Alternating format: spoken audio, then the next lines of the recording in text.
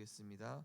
전능하사 천지를 만드신 하나님 아버지를 내가 믿사오며 그 외아들 우리 주 예수 그리스도를 믿사오니 이는 성령으로 잉태하사 동정녀 마리아에게 나시고 본디오 빌라도에게 고난을 받으사 십자가에 못 박혀 죽으시고 장사한 지 사흘 만에 죽은 자 가운데서 다시 살아나시며 하늘에 오르사 전능하신 하나님 우편에 앉아 계시다가 저리로서 산자와 죽은 자를 심판하러 오시리라. 성령을 믿사오며 거룩한 공예와 성도가 서로 교통하는 것과 죄를 사하여 주시는 것과 몸이 다시 사는 것과 영원히 사는 것을 믿사옵나이다. 아멘. 예, 하나님 말씀 보시겠습니다. 창세기 37장입니다.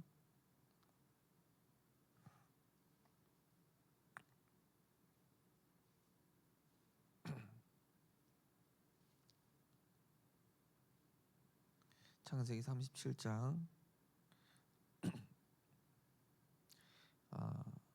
우리 8절에서 11절까지 8절에서 11절까지 9절에서 11절까지 읽겠습니다. 9절에서 11절까지요. 요셉이 다시 꿈을 꾸고 그의 형들에게 말하여 이르되 내가 또 꿈을 꾼즉 해와 달과 11별이 내게 절하더이다 하니라. 그가 그의 꿈을 아버지와 형들에게 말하매 아버지가 그를 꾸짖고 그에게 이르되 내가 꾼 꿈이 무엇이냐. 나와 내 어머니와 내 형들이 참으로 가서 땅에 엎드려 내게 절하겠느냐. 그의 형들은 시기하되 그의 아버지는 그 말을 간직해 두었더라. 아멘. 학업의 세 가지 뜰 준비하는 말씀. 오늘은 우리 주일 2부 예배 임마누엘 교회 본부 2부 말씀을 잠깐 정리해 드리겠습니다. 제목은 처음 만난 시험. 출애굽기 15장 배경이죠. 이스라엘 백성이 출애굽했는데 이 홍해라는 위기를 홍해와 애국 군사라는 위기를 넘겼더니 곧바로 찾아온 첫 번째 위기가 뭐였냐? 물이 없는 거예요. 사흘 동안 걸어도 물이 없는데 물을 만나긴 만났는데 마라라는 지역에 물을 마셨더니 너무 쓴 겁니다. 그래가지고 마실 수가 없는 것이죠.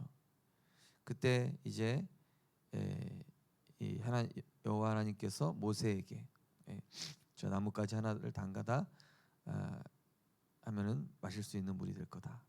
그러면서 하시는 말씀이 이제부터 이제 하나님과 하나님의 언약의 백성과의 언약을 이제 세우기 시작할 것이다. 실제로 이제 이스라엘 백성과 하나님과 사이에 언약을 세우는, 그러면서 뭐라고 그러시냐? 나는 너희를 치료하는 여호와다. 그러니까 한마디로 그 문제 사건 일을 통해서 우리를 숨겨진 우리 안에 있는 영적인 병을 치유하시겠다. 출애굽은 했지만 어제 수예배 때 말씀드린 것처럼 각인 뿌리 체질, 여전히 사단에게 잡혀있는 사단의 12가지를 지금부터 치료하는 여정이 될 것이다. 그래서 한 사람을 통해서 결국 치유했다 이렇게 말씀하시죠. 요셉을 통해 애굽 치유하시고 모세 한 사람 통해서 이스라엘 치유하셨다. 그래서 이 이스라엘 백성의 실제 질병 뭐였냐? 애굽에서 노예로 살아온 자체가 질병이에요. 노예로 살아온 자체. 그 노예 자체가, 왜냐하면은 정복하고 다스려야 될 존재들인데 노예로 살아왔잖아요. 그 노예라는 영적 상태로 살아온 자체가 하나님 보실 땐 질병인 거예요. 이걸 치유해 주신 거예요. 두 번째로 뭐라고 그러냐면은 노예 생활하면서 생긴 질병과 그죠? 이런 고난들. 노예 생활하면서 부유하진 않았을 거 아닙니까? 가난했을 거고, 그러면서 병도 걸렸을 거고, 제대로 못 먹으니까 여러 가지 어려웠겠죠. 그러면서 세 번째로 어떤 질병 고치냐? 노예 근성과 노예 사상을 치료할 것이다. 이게 애굽 사람들에게 무릎 꿇을 수밖에 없는 노예 근성과 사상에 길들여져 있는 이거를 치료하시겠다. 그러니까 이 세 가지, 노예로 살아온 삶, 그 다음에 노예 생활하면서 가난과 질병에 시달렸던 그 상태, 그러면서 이 사단에게 잡혀왔던, 사단에게 속아왔던 노예 근성과 사상, 이거를 완전히 치료하겠다. 그래서 10가지 기적, 6월절 그리스도로 분명히 끝났거든요. 네. 한마디로 이스라엘을 시험하사, 이 40년 동안에 이제 이스라엘 백성을 계속 시험하시는 겁니다. 그 첫 번째 시험이 지금 물이 없는 거예요. 물이면은 어찌 보면 생명과 직결된 거고요. 가장 중요한 거 아닙니까?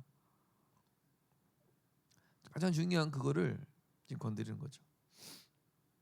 그래서 정말로 내가 빠져나왔는가? 그 다음에 이제 홍해 체험은 뭐냐면은 바다를 건너고 애국 군대를 수장시켰는데, 이때 뭐라고 말씀하셨냐면은 하나님이 중요한 언약을 계시하는 시간이었고, 두 번째로는 가나안 땅에 들어갈 사람을 분별하는 시간이었다. 예. 그러니까 가나안 땅 홍해를 건너면서도 불신앙한 사람들은 이제 못 건너는 거죠. 예. 가나안 땅 들어갈 사람을 분별하는 시간이었다. 그래서 미래 세 번째 뭐라고 하냐면은 이 응답받을 절대 조건을 얘기하셨는데요. 미래에 대한 절대 응답의 조건이 뭐냐? 첫 번째가 절대 주권입니다. 하나님이 왜 이 상황을 허락하셨는가? 절대 주권. 이거 우리 질문해야 되겠죠. 그러면서 두 번째 절대 계획. 내가 걸어가야 할 그 길, 그 길을 나는 계속 걸어가고 있는가? 세 번째 절대 언약. 흔들리지 않을 확실한 약속. 절대 언약이라고 했습니다. 내게 흔들리지 않을 확실한 약속이 있는가? 절대 여정. 갈 수밖에 없는 거죠. 그러면은 갈 수밖에 없고 절대 목표인 셋들과 세계 복음화. 그러면서 이제 결론은 뭐냐? 잠시 것이 아니라 진짜 것, 영원한 것 주시는 시간표다. 그래서 이 70 종려나무, 엘림, 12샘, 이게 다 뭐냐? 진짜 정복하게 하시려고. 진짜 정복. 진짜 정복은 뭐냐? 진짜 기쁨은 뭐냐? 출흑암해야 된다. 출애굽이 중요한 게 아니라 또 노예, 또 포로, 또 속국된단 말이에요. 이스라엘 백성 그 이후에도요. 그래서 예화를 들으셨어요. 부모의 가난에 또 빠지는 후대. 그 지역 수준에 동화되는 사람. 그 무리와 그 무리의 수준에 동화되는 사람들은 결국 또 어려워진다. 부모의 가난에, 저 같은 경우도 늘 이 가난 의식에 사로잡혀 있었거든요. 그리고 나는 언젠가 어려워질지도 모른다. 이런 불안 속에서. 근데 요새 하나님이 제 마음에 주시는 게 찬송가 391장 말씀처럼 진짜 메마른 땅을 가게 되더라도 하나님이 나를 완전히 책임지시고 인도하시겠구나.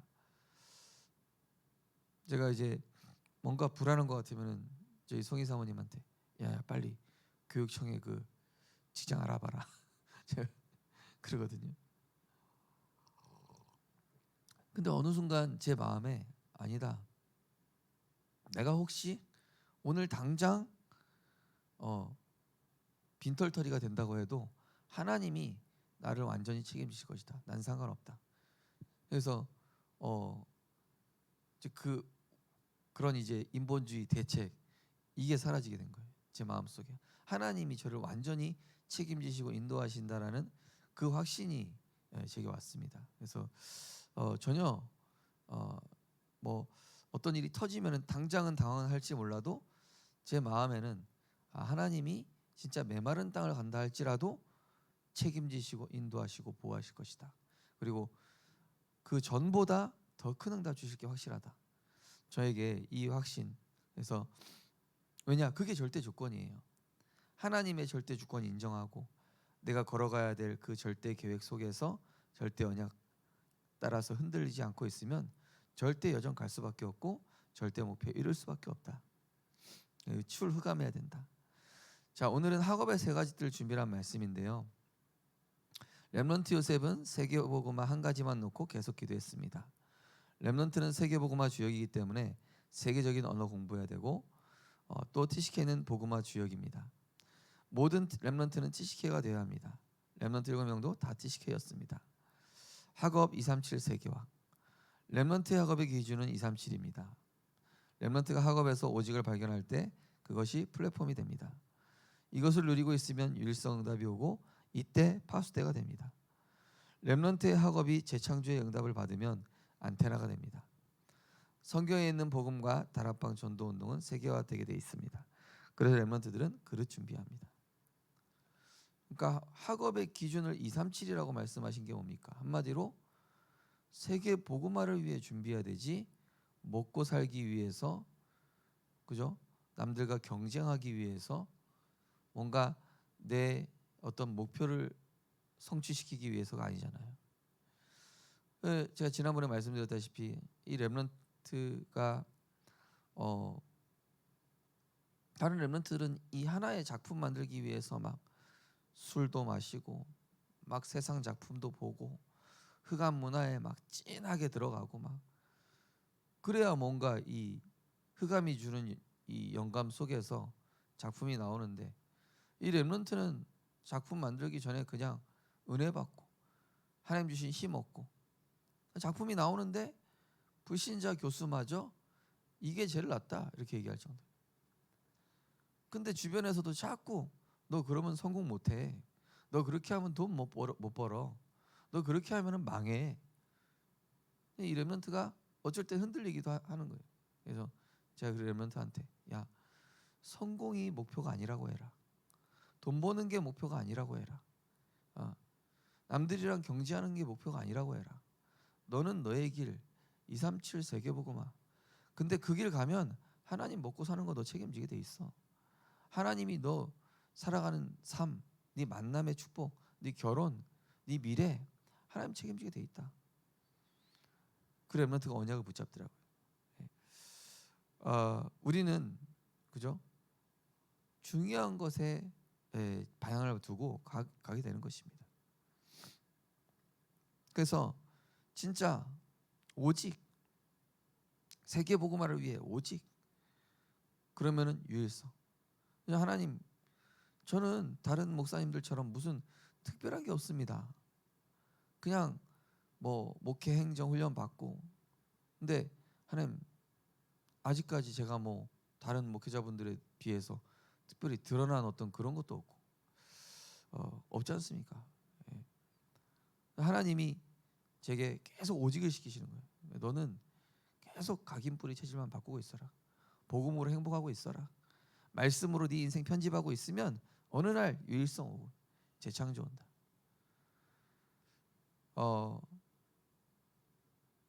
제가 이제 그 새가족 집회 때 같은 PK 목사님 식사하면서 목사님하고 저하고 공통점은 특별한 심각한 영적 문제를 체험을 안 했어. 그러다 보니까 우리는 조그만 현장 안 가도 메시지가 당장 티가 난다. 복음이 약해진다. 그래서 그 목사님이 저하고 맞다고. 그래서 우리는 매일 현장 가야 돼. 그 목사님도 그런 거예요. 매일 기존 현장도 가지만 매일 불신자 현장 가는데 일주일에 한 번은 무속 현장을 꼭 간다는 거예요. 예. 왜냐? 우리는 뭐 귀신에게 시달리거나 뭐 그렇게 시달린 그런 게 없으니까요. 예. 우리는 평생 그런 불신자 현장을 계속 가야 되는 운명이다 이러더라고요. 어찌 보면 축복이죠 그게. 중요한 건 뭡니까? 응답받을 그릇 준비해라. 응답받을. 근데 그 그릇은 뭡니까? 성품이 좋아지는 것도 아니에요. 그냥 내가 오직 하는 게 이게 그릇 준비입니다. 하나님의 것에 오직. 그러면서 내 미래를 두고 또 오직 하는 거예요. 하나님, 이게 나의 전도고 나의 선교이기 때문에 여기에 오직 하겠습니다. 예, 제가 어제 새벽기도에도 말씀드렸다시피 불신자가 보고 야 이거 이 가격밖에 아깝다. 요셉아 너는 노예로 두기에는 너무 아까운 인물인데, 그죠? 자, 두 번째로 직업 5천 종족. 렘넌트 직업 기준은 5천 종족이기 때문에 반드시 5천 종족 쪽으로 뛰어들어야 합니다. 이때 5천 종족 살릴 미션이 나오고 미션이 선교가 되는 것입니다. 이것이 주로 치유에 관련된 것이지만 5천 종족을 쉽게 살 수 있습니다. 직업의 기준이 오촌 종족이다. 예. 왜냐? 지금 이 시대가 이제 다문화 가정 시대예요. 그죠? 그리고 세계화 시대입니다. 뭔가 지금 직업을 선택한다 해도 이게 세계 복음화 그리고 다민족 이쪽으로 연결돼야 돼. 왜냐? 지금 세계에서 들어온 이 국내 대학생들도 보면은 굉장히 엘리트들이에요. 거기에다가 다민족들이 엘리트로 들어와서 또 굉장히 성실해요. 이제 외대에 가보면요, 목사님 불신자인데 이 외국인에서 들어온 애들이 엘리트에다가 엄청 성실한 데다가 한국 학생들보다 더 열심히 공부해. 그러니까 누가 나중에 앞서가겠습니까? 그러면서 그들이랑 이제 함께 가야 되거든요, 결국에는. 그래서 이제 거기에서 하나님이 이제 미션, 나의 선교가 나오도록. 그래서 세 가지 뜰에 맞추면 됩니다. 그 직업을 고를 때도 기도하면서 이 세 가지들 237 치유 후대 여기를 두고요. 세 번째로 렘넌트 TCK 제자화입니다. 모든 렘넌트가 TCK 되거나 TCK 지역을 선택해야 합니다. 이때 하나님께서는 렘넌트에게 영적 서밋 축복 주시고 그 뒤에 기능 문화 서밋 응답 오게 됩니다. 이 세 가지가 된 것을 보고 제자화라고 합니다. 그죠? 영적 기능 문화 서밋. 이 힘 가지고 있으면 어려움과 위기는 모두 발판이 되고 세계 복음화의 길이 될 것입니다. 렘넌트의 길은 하나밖에 없습니다. 하나님의 망대를 통해서 그 여정가며 하나님의 이정표 세우는 것입니다. 렘넌트가 고난당하는 것처럼 보인다면 오천 종족의 문이 열리게 될 것입니다. 어렵거나 가난하다면 하나님은 보좌의 것을 주실 것입니다. 이것을 기도로 붙잡기만 하면 됩니다.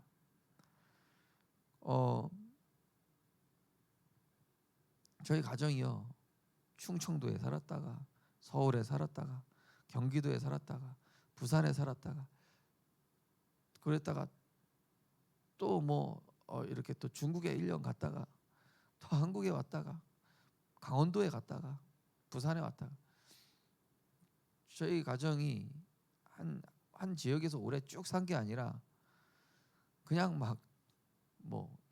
우리나라도 그렇고 이렇게 중국에도 가도 여러 지역에 계속 있는 겁니다. 하나님 왜 그렇게 하셨을까? 지금 생각해 보니까 완전 TCK 훈련을 시키신 거예요, 하나님이. 그죠? 근데 TCK 훈련이라는 게 뭐냐면은 한 자리에서 머물러서 그냥 어떤 내가 편한 어떤 환경, 내가 적응하는 어떤 그런 문화, 그게 아니라 하나님이 원하시는, 그때 하나님이 원하시는 것에 나를 맞추게끔 하시더라고요. 그러니까 복음과 내가 맞아지게 하시고 하나님이 원하시는 조건에 맞아지게끔 하는 그런 훈련들. 그거에 100% 맞아가는 훈련들을 하나님이 계속 시켜 나가시는 거예요. 왜냐? 세계복음 해야 되고 응답 받아야 되니까. 요셉이 형들한테 미움 받아야만 쫓겨나서 경제도 배우고 정치도 배우고 그래서 세계복음화 나중에 이제 그죠? 2, 3, 7, 5천 종족까지 가는 그 여정을 가게 된다는 것이죠. 그런데 문제는 뭐냐? 고난이 와도 오히려 그 고난을 통해서 하나님은 문을 여신다는 겁니다. 5천 종족의 문. 그래서 제가 미래에 대한 불안이 사라졌어요. 진짜 감사한 게.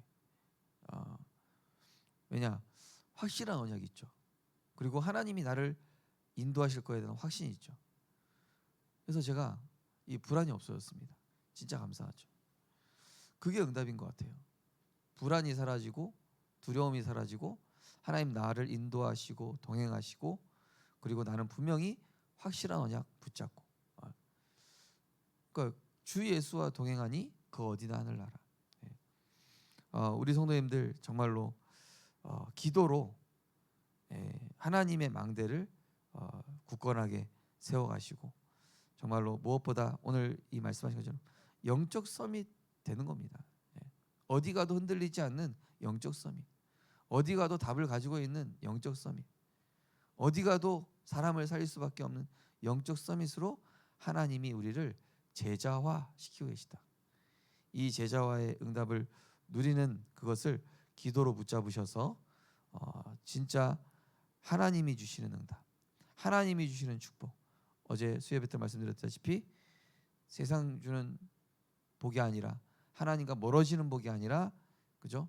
그리스도께서 주시는 참된 복, 하나님이 주시는 평안 속에서 나오는 힘과 감사와 누림, 이걸 얻게 되시기를 주님의 이름으로 축복합니다. 언약기도 주기도합니다. 하나님께 감사합니다. 오늘 우리 영혼 속에 하나님 말씀의 씨가 떨어지게 하여 주옵소서. 우리의 생명과 삶 속에 하나님의 능력의 말씀이 내려지게 해 주옵소서. 세계 복음화할 수 있는 하나님의 능력이 우리에게 임하게 해 주옵소서. 예수 그리스도 이름으로 기도합니다. 아멘. 하늘에 계신 우리 아버지여, 이름이 거룩히 여김을 받으시오며 나라의 마옵시며 뜻이 하늘에서 이루어진 것 같이 땅에서도 이루어지이다. 오늘날 우리에게 일용할 양식을 주옵시고 우리가 우리에게 죄 지은 자를 사하여 준 것 같이 우리 죄를 사하여 주옵시고 우리를 시험 들게 하지 마옵시고 다만 악에서 구하옵소서. 대개 나라와 권세 영광이 아버지께 영원히 있사옵나이다.